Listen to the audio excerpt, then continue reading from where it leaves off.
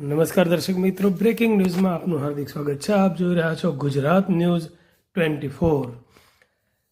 Bhavnagar Somnath national highway પર રાત્રિના સમયે અકસ્માત સર્જાયો. જાફરાબાદના કાગવદર ભટવદર ગામ નજીક ટેમ્પો ટ્રાવેલ્સ અને 4-વ્હીલર કાર વચ્ચે અકસ્માત સર્જાયો.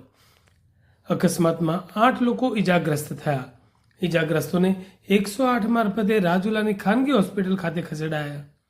સોમનાથ દર્શનાર્થે જઈ રહેલા 16 મુસાફરો ભરેલી ટેમ્પો ટ્રાવેલ્સને નડ્યો અકસ્માત.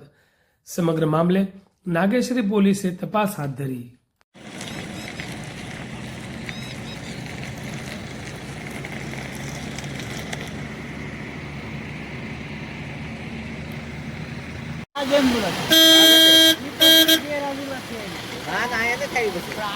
ફોન માં ના પડે થોડી આવડે કે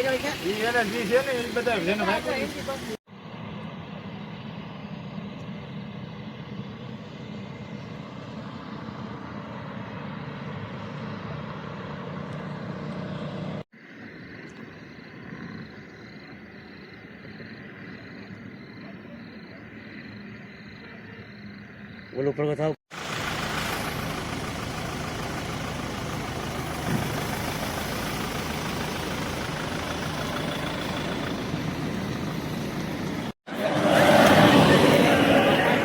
बात करियो ना रे बात नहीं सबको चोट भी तो लगा हुआ है यार हमने तो